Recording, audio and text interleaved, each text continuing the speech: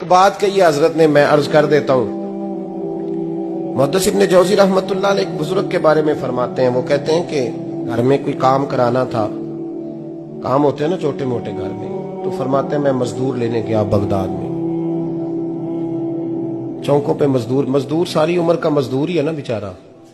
अमीर तो अमीरतर होता जा रहा है और गरीब गरीबतर हो। हमारे तो पीर भी लोगों को कह रहे हैं फकीर हो जाओ, खुद अमीर होते जाते हैं, खुद रोज बरोज अमीर हो रहे हैं, दुनिया को कह रहे हैं फकीर हो जाओ। तुम भी तो थोड़ा फकर इख्तियार करो ना भाई, जो दर्स दे रहे हो। इल्ला माशाअल्लाह, सबकी बात नहीं करता। फरमाते हैं कि मैं ना मजदूर लेने गया, बगदाद के चौक में मजदूर बैठे होते थे, तो मेरी उन मजदूरों में से ना एक नौजवान बच्चे पे नजर पड़ी। बड़ा कमजोर सा वजूद था, लेकिन चेहरे पर इबादत का निशान था। माथा बताता था कि नमाज का बड़ा ख्याल रखता है। मैं उसके करीब गया, चेहरे भी बड़ा कुछ बताते हैं ना, चेहरों में भी बड़ी रानाई होती है। फरमाते हैं मैं करीब गया, मैंने उसको कहा बेटे मजदूरी करोगे? तो कहने लगा मजदूरों में बैठा हूं तो हुजूर मजदूरी के लिए ही तो बैठा हूं। तो मैंने कहा कि चलो फिर। कहने लगा नहीं मेरी कुछ शर्तें। मैंने कहा बताओ? कहने लगा पहली शर्त यह है कि लोग 4 दिनार दिहाड़ी लेते हैं, मैं 3 दिनार लूंगा। मैंने कहा यार भाई तो बड़ी बेहतरीन है, बाकी भी इस तरह की रख ले। उसने कहा हुजूर दूसरी शर्त यह है कि मैं आपकी मुकम्मल बात मानूंगा, लेकिन जब अजान हो जाएगी फिर आपकी नहीं सुनूंगा।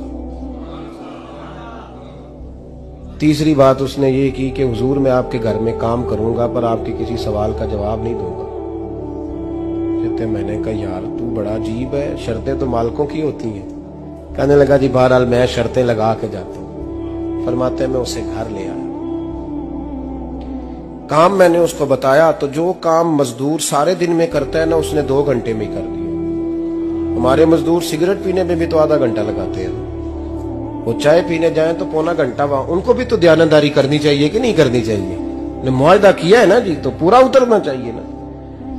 कहते 2 घंटे में। अब काम जब बंदा शुरू कराता है तो काम और निकल आता है। कहते काम मैंने उसको और बता दिया, वो करने लगा। उसने मिट्टी निकाल के रखी थी बाहर रास्ते में, तो अजान हो गई जोर की। उसने वहीं कुदाल छोड़ी कही और चलने लगा। तो मेरा बेटा कहने लगा इसको जरा बराबर कर दो। कहने लगा चुप कर जा, तेरे बाप से बात हुई थी, जब अजान होती है तो मैं किसी और की नहीं सुनता, सिर्फ अल्लाह रसूल की सुनता हूँ। कहते मस्जिद चला गया, नमाज पढ़ के आया तो दोपहर का वक्त था। मेरी बीबी कहने लगी इसको को खाना खा ले। कहते हमने कहा खाना खा लो, तो कहने लगा मैंने रोजा रखा हुआ, रमजान भी नहीं था, नफली रोजा रखा हुआ। फरमाते हैं शाम हुई, मैंने 3 दिनार दिए, तो मैंने कहा तेरा नाम क्या है? कहने लगा मैंने आपसे कहा था मैं किसी सवाल का जवाब नहीं दूंगा।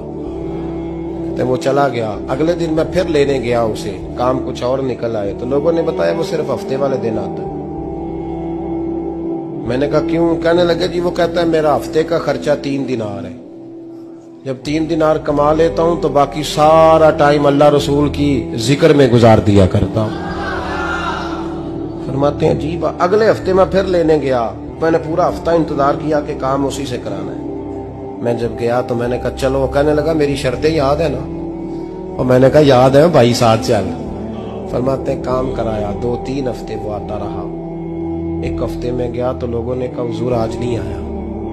क्यों? कहने लगे बीमार हो गए। कहाँ घर है? कहने लगे बगदाद के कब्रिस्तान के पीछे जो कच्ची आबादी है उसमें रहता है।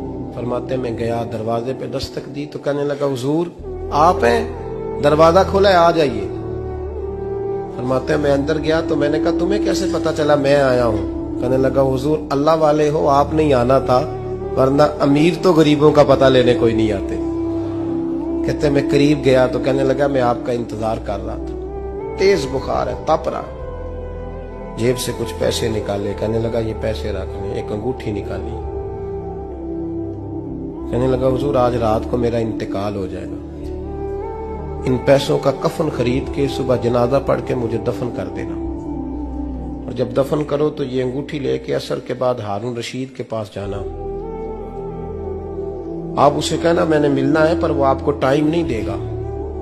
आप उसको आवाज दीजिएगा कि तेरी एक अमानत है मेरे पास, फिर वो आपसे मिलेगा तो अंगूठी दे दे, फिर आप मेरी तरफ से फारिग हैं।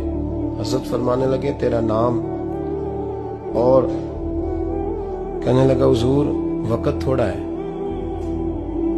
आज रात मैंने जाना है, बड़ी लंबी माफी मांगनी है रब करीम से, अगर मुनासिब समझे तो मुझे अपने रब से तन्हाई कर दे।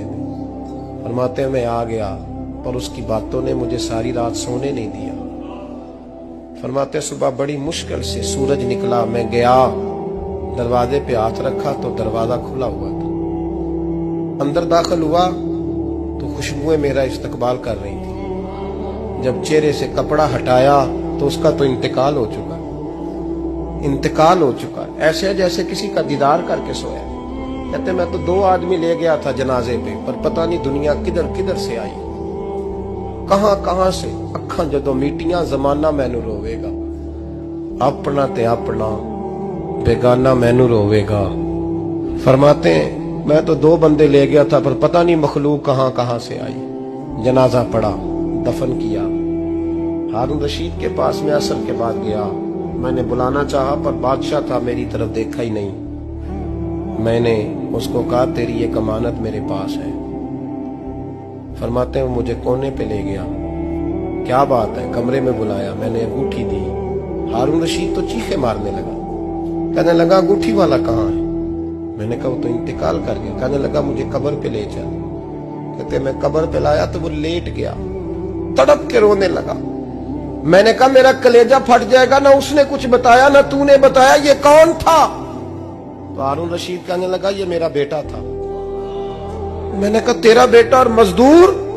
कहने लगा हुजूर ये हजरत दाऊद ताई के पास बैठा करता था, उनका मुरीद था, मुझे रोज कहता था अब्बा तूने बड़ी दुनिया इकट्ठी कर ली है, मरते वक्त तुझसे टांगे समेटी नहीं जाएंगी, इतना हिसाब नहीं तू दे सकेगा। मैं इसको समझा देता, इसकी अम्मा समझा देती। ये रोज हमें कहता छोड़ दो, आ जाओ अल्लाह रसूल की बारगाह में झुक जाएं।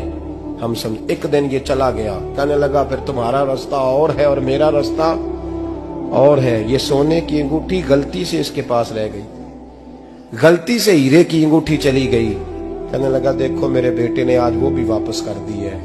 फिर तड़प के कहने लगा हारून रशीद था तो ये मेरा बेटा, पर मेरा मुर्शद निकला, मेरा पीर निकला। भाई जिंदगी तो बड़ी थोड़ी है ना।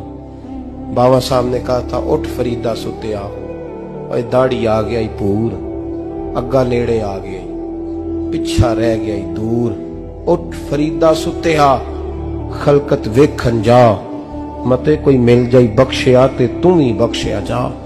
उठ फरीदा सुते आ, झाड़ू दे मसीत, तू सुते रब जागदा, तेरी डाडे नाल परीत। मेरा रब हमें भी अपनी बारगाह में कबूल फरमाए।